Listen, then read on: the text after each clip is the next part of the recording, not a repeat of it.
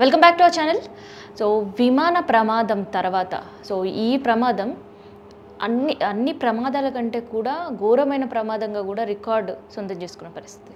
Yes, so Air India Gujarat Ahmedabad నుండి London వెళ్ళే క్రమంలో రన్వే జస్ట్ పాస్ అయిన కొన్ని నిమిషాల పాటే క్రాష్ అయిన విషయం ఇది అందరూ కూడా తెలిసింది. ఈ వార్త విన్న తర్వాత అమ్మో విమానమా అనే పరిస్థితి. కానీ ఇప్పుడు వరుసగా టెక్నికల్ ఇష్యూస్ చోటు చేసుకుంటుంటే అమ్మమ్మో విమానం ఎక్కాలా అంటే భయం ఉండే పరిస్థితి ఎదురైంది. ఎస్, ఎందుకంటే ఈ ఘటన జరిగి అట్లీస్ట్ ఇంకొక 1 వీక్ కూడా కాలేదు. అసలు ఇంకా బ్లాక్ బాక్స్లో ఏం దాగుంది, నిజంగా టెక్నికల్ ఇష్యూసా, అక్కడ ఉండే వాళ్ళు అసలు కన్వే ఏం చేసిర్రు, అక్కడ కన్వర్జేషన్ ఏం జరిగింది అనే క్రమంలో ఒక్కొక్క ఇన్వెస్టిగేషన్ సాగుతూనే ఉంది. ఇంకా ఒక క్లారిటీ ఎక్కడ కూడా రాలేదు ఎందుకు జరిగింది. కానీ ఎయిర్ ఇండియా మాత్రం సాంకేతిక కారణాల వల్ల అనేది ఒక నోట్ అయితే రిలీజ్ చేయడం జరిగింది. ఆ తర్వాత విమాన ప్రమాదాలు ఎక్కడ ఏం జరుగుతాయని ఒక భయం అయితే ట్రావెలర్స్లో ఉంది. ఈ క్రమంలోనే కంటిన్యూగా టెక్నికల్ ఇష్యూస్, ఏదో ఒక సాంకేతిక కారణాలు కనిపిస్తూనే ఉన్నాయి. సో ఎయిర్ ఇండియా అయిపోయిందా, సో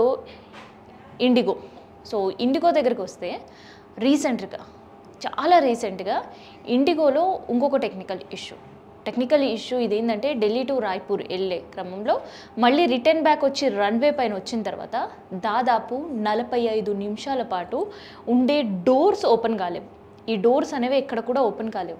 సో డోర్స్ ఓపెన్ కాకపోతే ప్రయాణికుల పరిస్థితి ఏంది, లోపల ఉక్కపోతా, గాలి లేకపోవడం, అసలు ఉంటామా మా ప్రాణాలు ఇక్కడికిక్కడే పోతాయా అనే పరిస్థితులు. సో టెక్నికల్ ఇష్యూస్ వల్ల డోర్స్ ఓపెన్ కాలేవు, సరే డన్.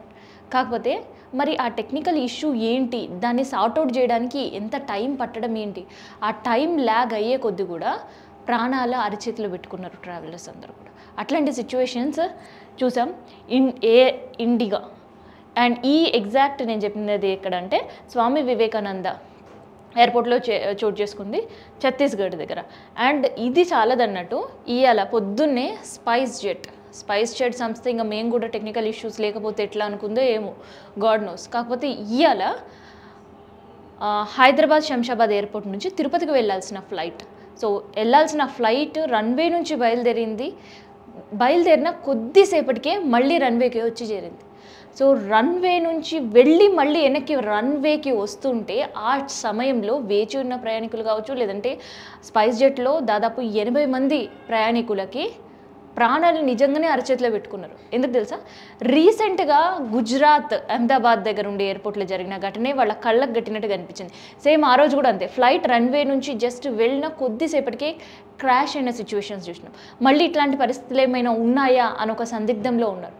సో మళ్ళీ రన్వేకి రావడం, ఆ తర్వాత మళ్ళీ అక్కడ టెక్నికల్ ఇష్యూస్ ఉన్నాయి కాబట్టి పైలట్ ఇక్కడ చాకచక్యంగా వ్యవహరించిండు.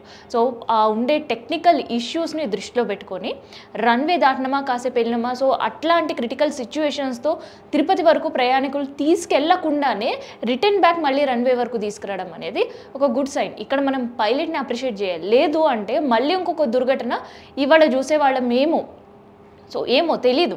సో ఇన్ కేసు పైలట్ కనుక కొంచెం ఆలోచించి మళ్ళీ బ్యాక్ తీసుకురావడంతో స్పైస్ జెట్లో ఉండే 80 మంది ప్రయాణికులు ఇవాళ ప్రాణాలతో ఉన్నారు. సో వాళ్ళకు ఇంకొక ఫ్లైట్ అరేంజ్ చేసి తిరుపతి పంపించే ప్రయత్నాలు అయితే సాగాయి. కానీ ఇప్పటివరకు స్పైస్ జెట్కి సంబంధించిన వాళ్ళు అసలు ఎందుకు టెక్నికల్ ఇష్యూస్ వచ్చాయి, అసలు ఏం జరిగింది అనేది ఎటువంటి సమాచారం లేదు. సమాచారం లేకపోవడం పక్కన పెడితే అట్లీస్ట్ ఆ ఇన్ఫర్మేషన్ బయటికి చెప్పడానికి కూడా వాళ్ళకి మనసు ఒప్పని పరిస్థితి ఏమో మేబీ. సో అందుకని అసలుకి దీనికి సంబంధించి ఇప్పటి వరకు అధికారికంగా ఏమి కూడా ప్రకటించలేదు. కానీ ప్రయాణికుల వైపు నుంచి ఒకసారి ఆలోచిస్తుంటే ఏంది కంటిన్యూగా ఈ టెక్నికల్ ఇష్యూస్, అసలు ఏం జరుగుతుంది అనేది ఒక సందిగ్ధంలోనే ఉన్నారు. ఎందుకంటే ఫ్లైట్ టికెట్స్ మీకు తెలిసిందే. సో ఎప్పుడు ఏ రేట్లు పెట్టినా కూడా టికెట్లు తీసుకొని అంత ఖరీదు చేసైనా కానీ వెళ్ళిన తర్వాత కూడా తిరిగి వచ్చే ప్రాణాలతో వస్తామా అనే ప్రశ్నలు అయితే వాళ్ళ కంటిన్యూ అవుతున్నాయి. ఎందుకంటే గడిచిన వారంలోనే మనం ఎయిర్ ఇండియా చేసినాం, ఇండిగో చూసినాం, అండ్ దాంతోపాటు స్పైస్ జెట్. సో ఇవన్నీ కూడా ఒక టెక్నికల్ ఇష్యూస్. కానీ ఈ గడిచిన ఒక 4 రోజుల నుంచి మాత్రం ఎయిర్ ఇండియాకు సంబంధించిన ఫ్లైట్లు చాలా వరకు కూడా ఎయిర్‌పోర్ట్‌లో డిలే వస్తున్నాయి. ఇంకొన్ని ఫ్లైట్‌లను కూడా ఇప్పటికే ఆ సంస్థ కూడా క్యాన్సిల్ చేసిన పరిస్థితి. అన్నిటిని కూడా రివైవ్ చేస్తున్నారు. అన్ని ఫ్లైట్స్‌ని కూడా చెక్ చేసే పనిలో పడ్డారు. ఇంకా ఏమైనా టెక్నికల్ ఇష్యూ వేరే ఫ్లైట్‌లో ఏదైనా ఉందా? లేదంటే ఇంకొక ఇష్యూ ఏదైనా ఉందా? అనేది అన్నిటి కూడా మళ్ళీ రీచెకింగ్ చేసే పనిలో పడ్డారు కాబట్టి కొంత వాళ్ళ ఫ్లైట్‌లో ఆలస్యం రావడం, ఇంకొన్ని ఫ్లైట్‌లు క్యాన్సిల్ చేశారు. వీళ్ళు తీసుకున్న డెసిషన్ చాలా మంచిదే. కానీ ఇట్లాంటి డెసిషన్, ఇట్లాంటి ఆలోచన ముందుగానే చేసుంటే గుజరాత్, అహ్మదాబాద్‌లో జరిగిన ఫ్లైట్ క్రాష్ జరగకుండా ఉండేదేమో. కనీసం జరిగిన తర్వాత అయినా అట్‌లీస్ట్ ఇప్పటికైనా ఆ ఘటన వీళ్ళకి ఒక గుణపాఠం నేర్పిందనుకుంటా. అందుకనే మళ్ళీ ఆ రివైవ్ చేసి, రీచెక్ చేసే పనిలో పడ్డారు. మరి ఇట్లాంటి ఇన్సిడెంట్ ఎందుకు స్పైస్ జెట్ సంస్థ ఆలోచించలేకపోతుంది? ఎందుకు ప్రయాణికుల ప్రాణాలతో చెలగాటమాడాలనే నిర్ణయాలు తీసుకుంటుంది? ఎందుకంటే ఏదైనా రన్‌వే పైన ఉన్నప్పుడే అక్కడేమైనా టెక్నికల్ ఇష్యూస్ ఉన్నాయా? లేవా? అనేది ముందుగానే పైలట్‌కి తెలుస్తుంది. అక్కడ ఉండే ఇన్‌స్ట్రక్షన్స్ అయిన తర్వాతనే రన్‌వే పై నుంచి ఫ్లైట్ అనేది టేక్ ఆఫ్ అయ్యే పరిస్థితి. మరి ఎందుకు టేక్ ఆఫ్ అయిన తర్వాతనే ఇట్లాంటి సిట్యుయేషన్స్ వస్తున్నాయి? లేదు రన్‌వే దగ్గరకు వచ్చిన తర్వాత టెక్నికల్ ఇష్యూస్ అనేవి ఫేస్ చేస్తున్నారంటే ఇది కేవలం నిర్లక్ష్యమా? లేదంటే ఈ టెక్నికల్ ఇష్యూస్, మిగతా ఇష్యూస్ ముందుగానే చెక్ చేసుకోకపోవడమా? సో, ఈ నిర్లక్ష్యం ఎవరిది? కానీ ప్రాణం పోతుంది మాత్రం ప్రయాణికులదే.